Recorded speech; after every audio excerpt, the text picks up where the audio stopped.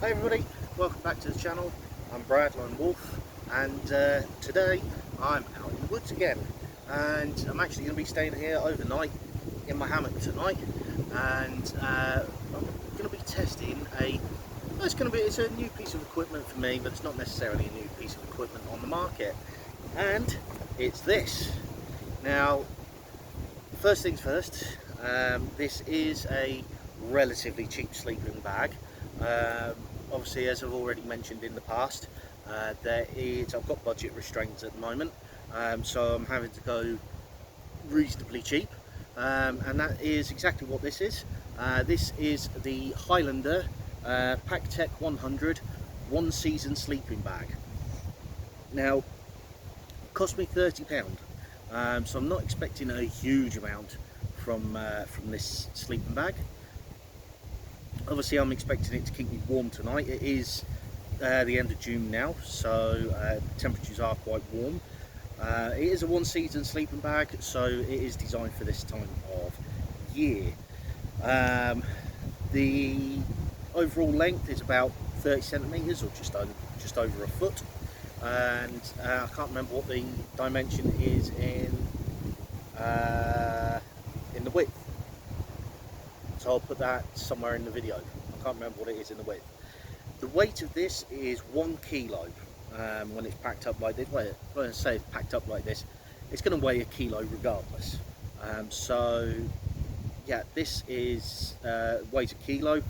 Really packs down nice and small. It is a synthetic bag as well, so if it gets a little bit damp, it's not going to compromise the insulation too much. Moving on, so let's take the sleeping bag out and actually have a look at it.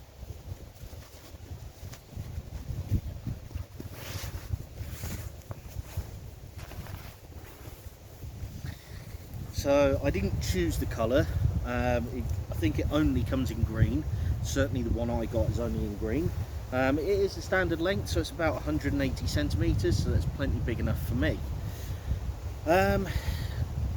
Got the baffles on the inside to make it a little bit warmer if I need it, but it is going to be a fairly warm night tonight, so I'm not expecting to use the baffles. It's got the shoulder baffles, and it's got the hood baffle as well, so the face baffle, so I can bring it right in if I need it. And it does come in quite a way, if I can remember where the cords are. So there you go. I'll put a picture of myself up later of me actually in this.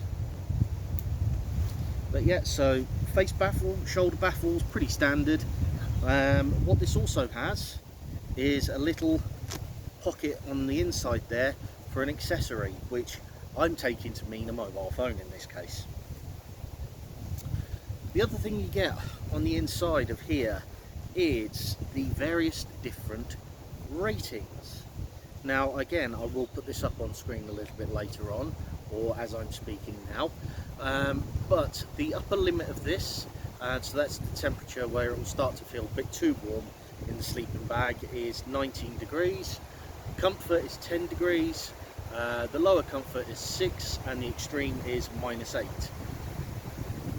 Going back slightly, none of these temperatures, although they are on there, they are always subjective and they are always relevant.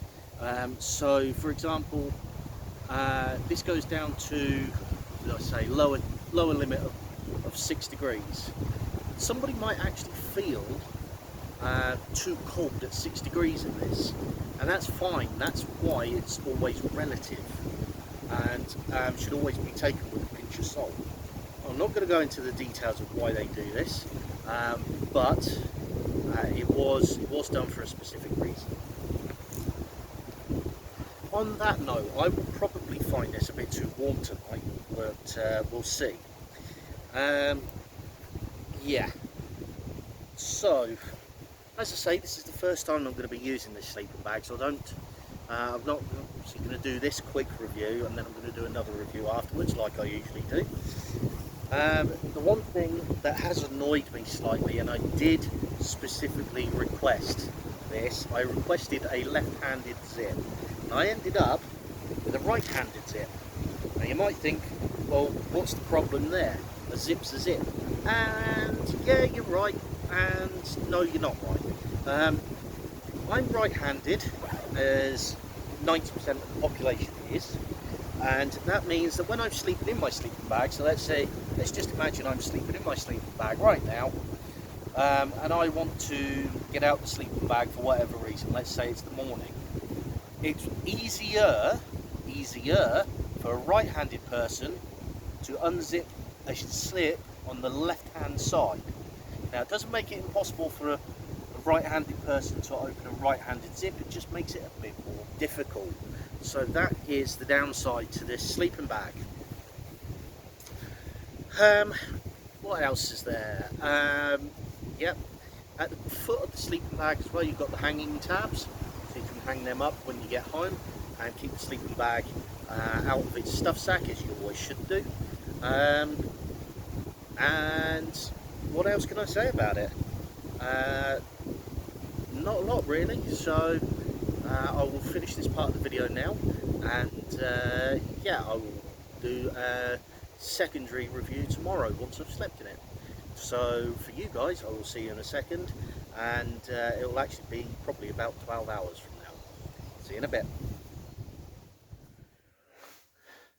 Hey everyone, I'm back, and yeah, obviously I'm now back at home doing the second part of this sleeping bag review. So as you know, I spent the night, as you've just seen, I've just spent the night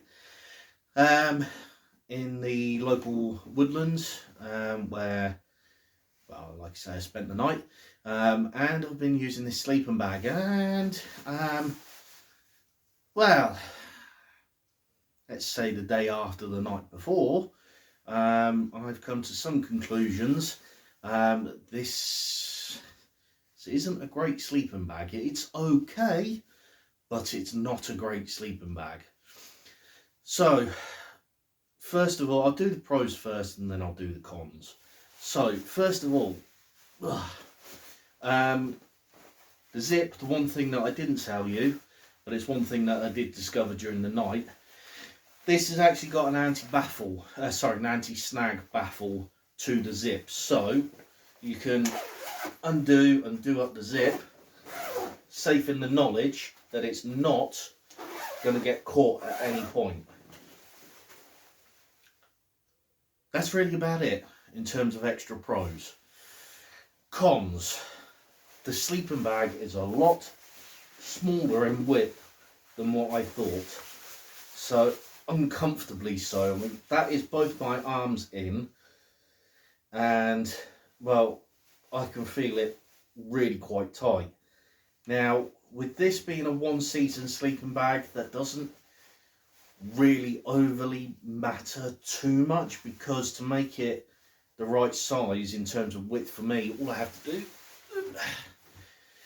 is bring one arm out, or even bring two arms out. So, which kind of does defeat the purpose in terms of a sleeping bag in colder seasons, but remember, this is a one-season sleeping bag, so effectively you're only going to be using it during the summer months anyway.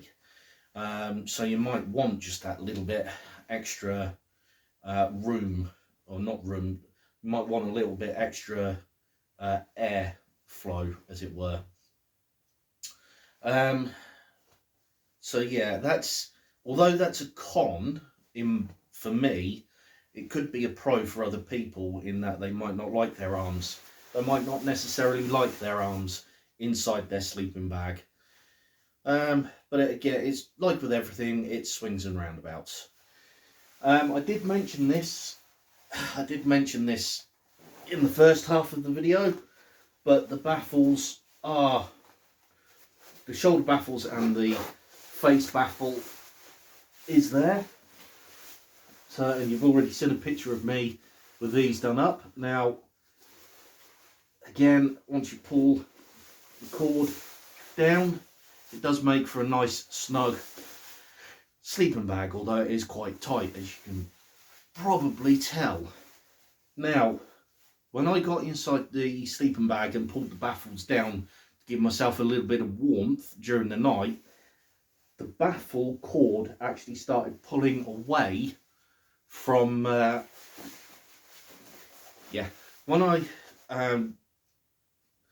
pulled the baffle cord tight to make it a little bit warmer inside, the baffle cord actually started ripping away from the actual sleeping bag. So a little bit of poor quality there.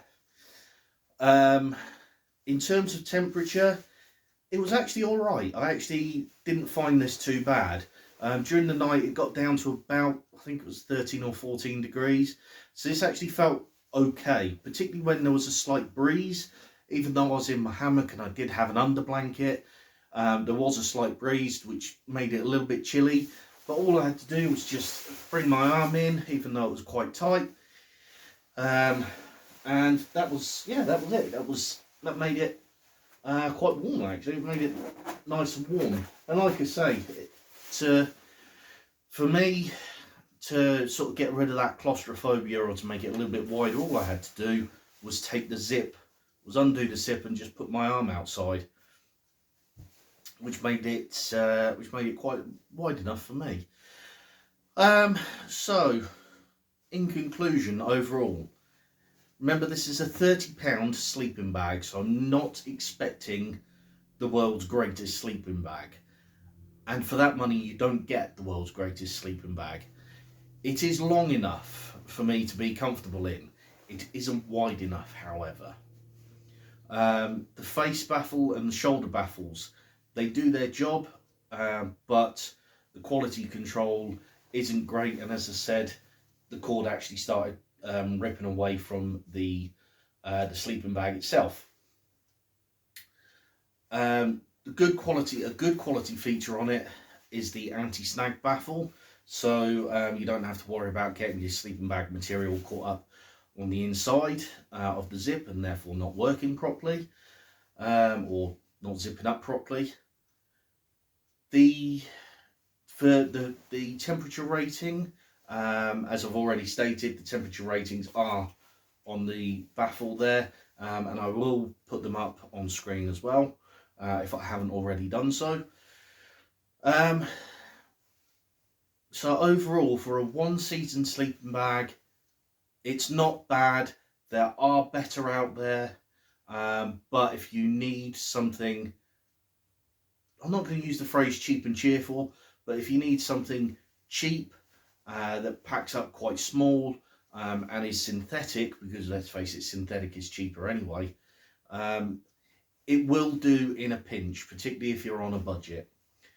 If you can afford to spend a little bit more money, get something a little bit more expensive, you probably find it's worth it in the long run. On that note, thank you very much for watching. I do appreciate it, and I will see you in the next video. Bye for now.